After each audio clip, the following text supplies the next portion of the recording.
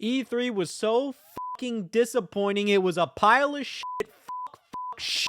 It was fucking awful. I miss it so much. It's at this point, years after E3 is dead, that I would like to ask the question, should E3 have died? Probably would have been a little better to talk about this, you know, like 5 minutes after E3 died. However, I think after the past couple of years, we've gotten a good idea as to what the video game landscape looks like without E3. And for a lot of us chronically online video game fans that like talking about video games more than actually playing them, E3 was so much fun, especially when it wasn't fun. See, that was the thing about E3. Even when E3 was gravely disappointing, I found it to be an incredibly enjoyable time to just sit back and watch a lot of these press conferences and these companies' presence at E3 and kind of just judge them, see like, hey, who brought their A game this year? I'd say back in 2010 when I first truly experienced watching E3 live for the first time, it truly seemed like this wonderland, like this amusement park full of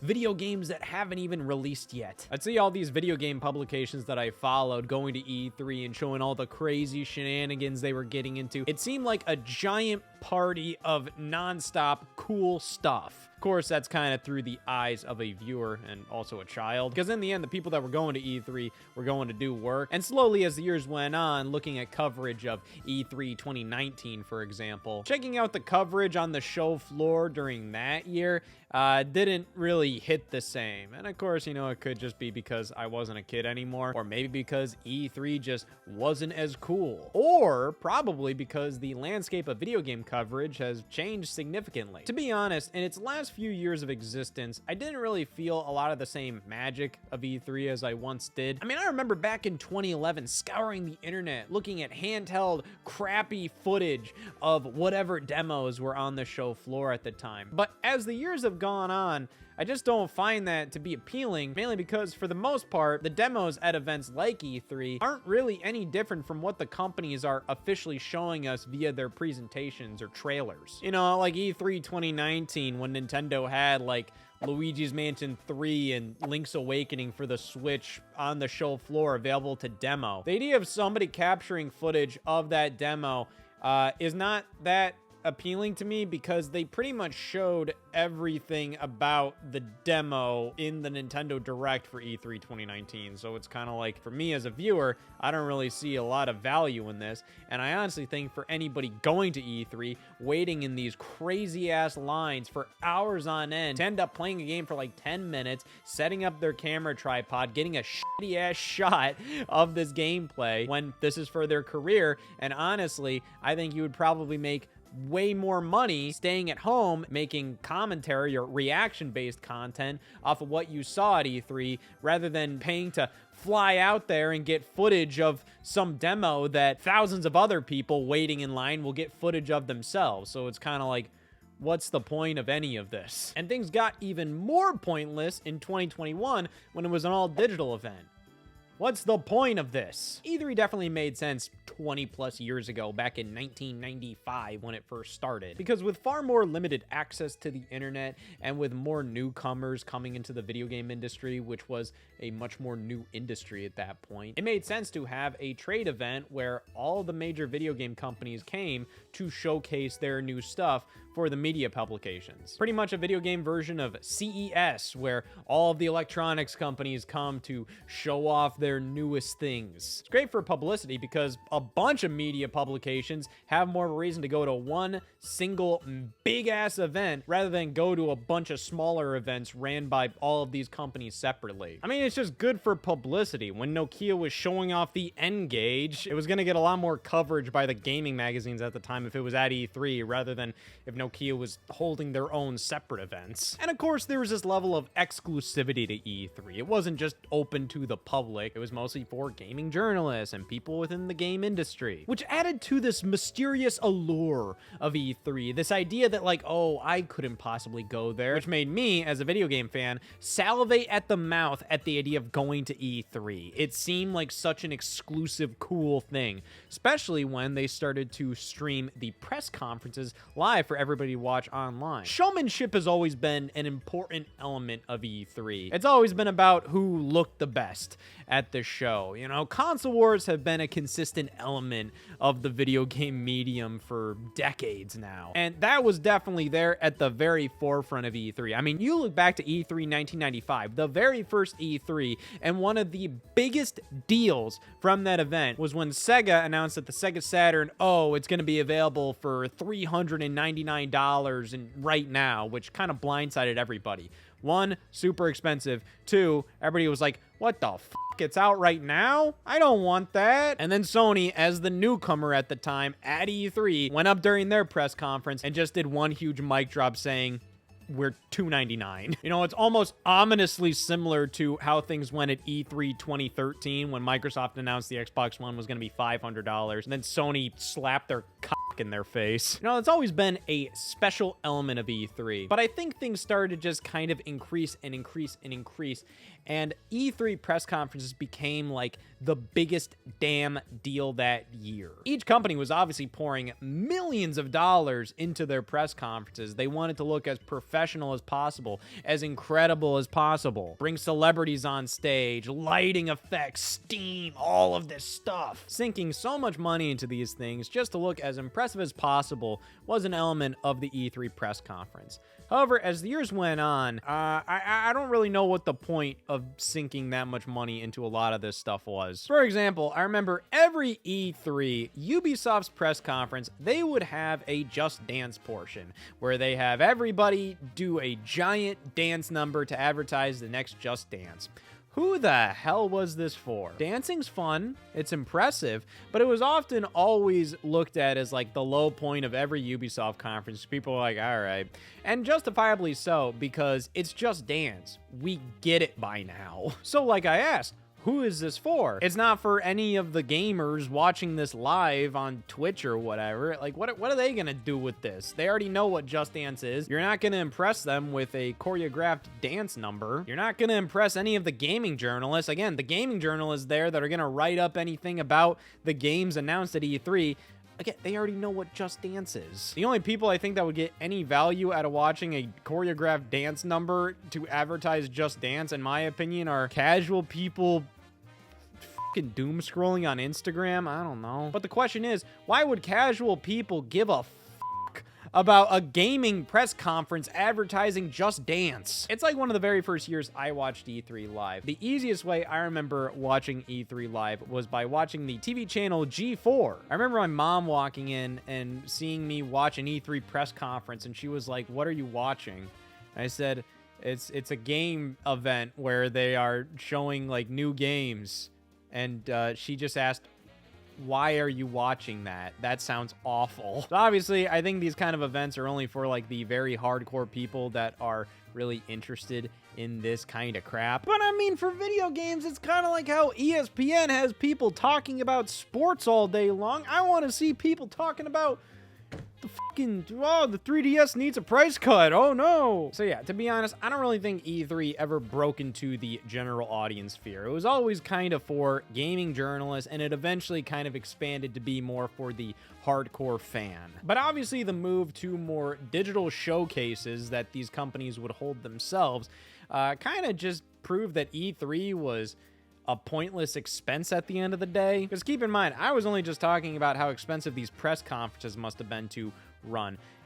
Just being at E3, being on the show floor, was still stupid expensive. Could easily cost hundreds of thousands of dollars for these companies to be at this event, when in reality, these companies themselves are bigger than E3. E3 wasn't really a household name. It was known by hardcore gaming schmucks. And even then, let's say you're a smaller company that scrounged up the money to be at E3. I mean, like, why are people going to E3? They're going to E3 to see stuff from Nintendo, PlayStation, Microsoft. They aren't going to E3 to see what this small little guy in the corner's doing. So the costs were outrageous, and I think companies like Nintendo with Nintendo Directs really did prove that you don't need E3 at all. Even though Nintendo stuck with E3 for a while, even if they were doing Nintendo Directs, they were still branded as E3 Directs. Like E3 2013 was the first one where they said, we're not doing a traditional press conference. And that was a big deal at the time. People were like, oh my God, Nintendo has lost their mind.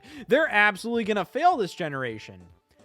And they did. However, I don't think that's because they weren't doing E3 press conferences. There's just a lot of emotional attachment to the most exciting moments throughout E3 history, like the Twilight Princess reveal at E3 2004. You can hear the cheers in that room, the energy, everybody's going berserk. It felt good to watch these press conferences and hear the applause and hear people cheering for this stuff, especially if it's like these big, gigantic reveals. But it got to a point where you could tell, obviously, people were kind of jazzed up a little bit. Remember specifically, Bethesda's press conferences near the end there were becoming intolerable because it felt like people were clapping and cheering for every goddamn little thing they said. Thank you, everyone. Wow. Thank you. Yeah! And got to the point that Bethesda's press conference, they were just saying like, hey, yeah, we made Skyrim. And then somebody would go like, yeah. And with a lot of press conferences having technical issues pop up here and there, I think over the years, it was pretty obvious that Nintendo was definitely onto something with the direct format of a pre-recorded video presentation. Eventually, Sony followed suit, just straight up not going to E3 2019. And of course, with everything happening in 2020, pretty much everybody moved over to pre-recorded digital events. And that's kind of been the norm ever since. I mean, Sony just does state of plays. Microsoft now does a lot of pre-recorded events. And of course, Nintendo keeps up with Nintendo Directs.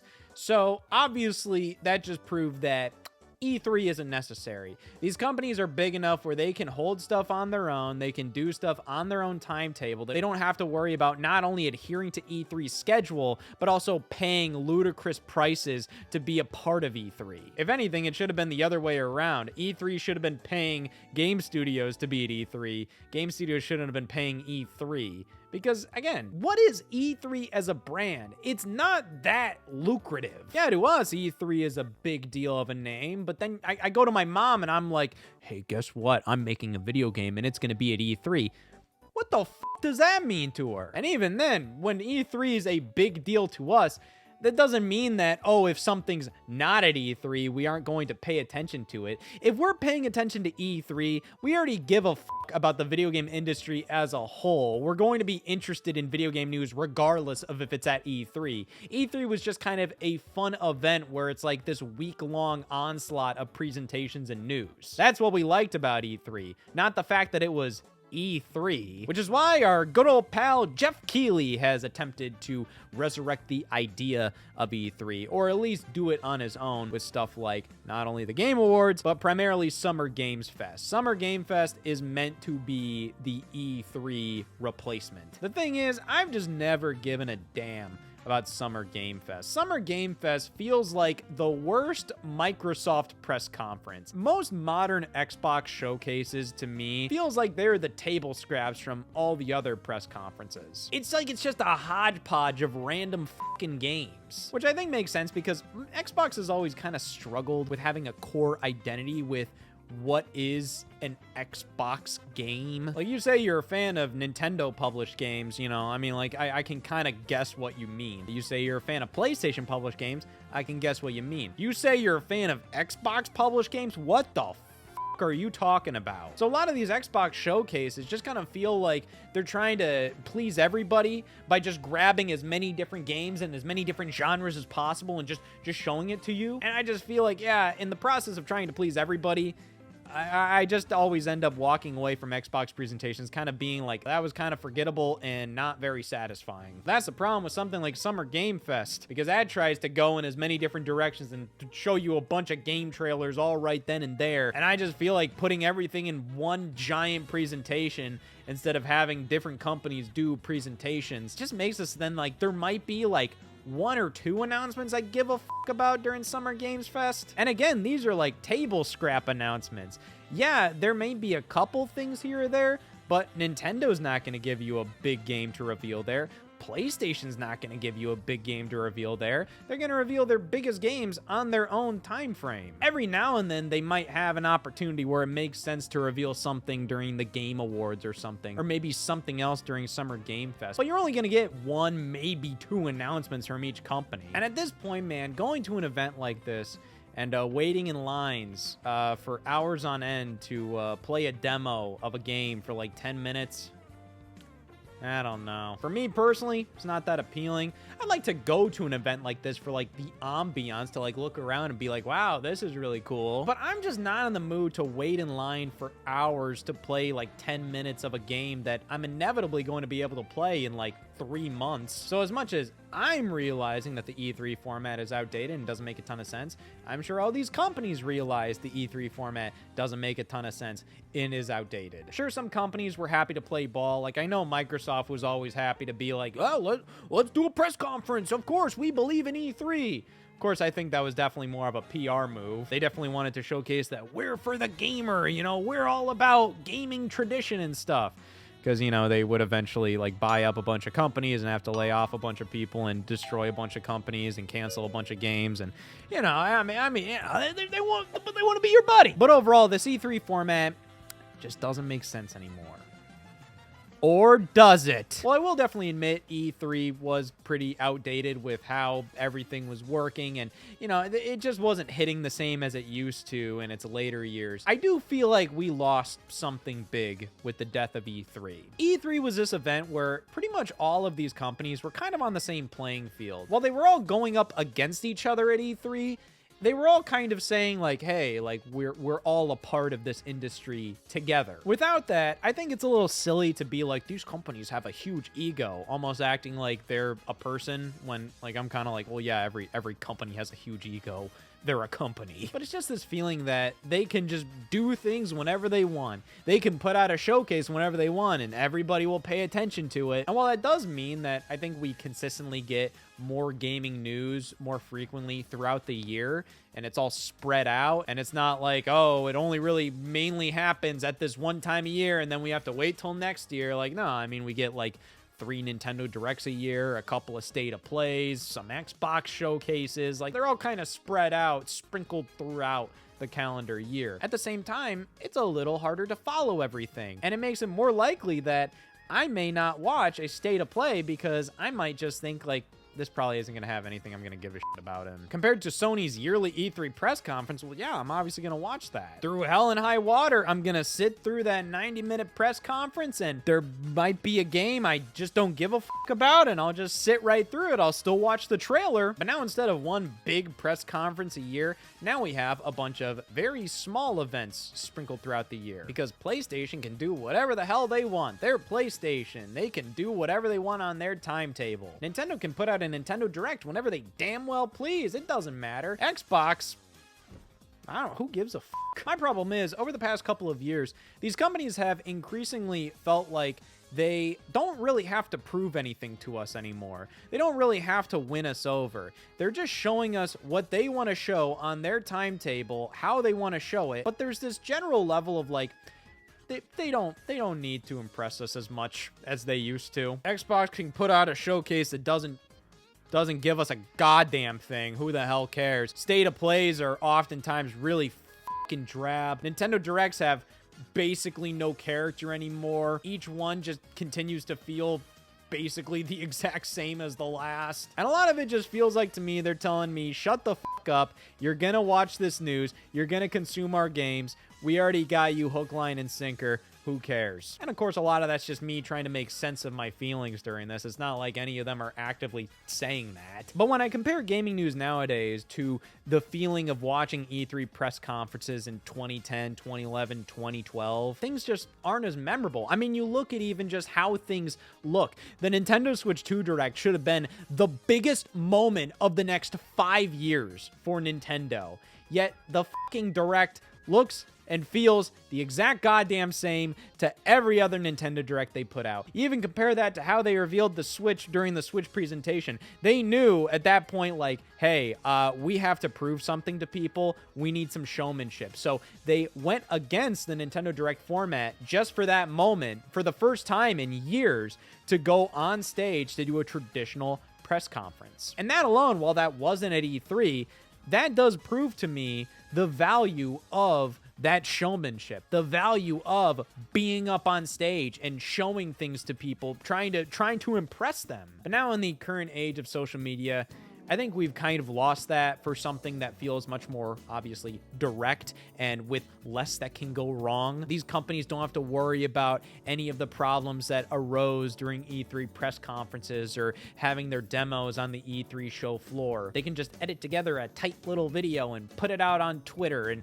boom, we did what we needed to do there. They can live stream an event whenever they want. They don't have to worry about taking a time slot at E3 or worry about what the competition is going to show the day before or the day after. But as much as the digital showcase has a ton of benefits, and the way a lot of these companies are talking about their games and announcing things are obviously done because they have full control over it, there's obviously a lot missing from this whole situation that I think E3 gave to us as the consumers. I love the sense of competition. I loved looking at all of these different press conferences and grading them because you could grade them. They were all at the same event, on stage, showcasing stuff one after another. Competition is good, but them being at the same event was this level of camaraderie. They were all on the same playing field practically. But nowadays, everything feels much more isolated, and all of these studios are kind of just doing their own thing, and I see the benefits of that for sure, and I do think E3 was outdated, but I think looking back at it and seeing how much fun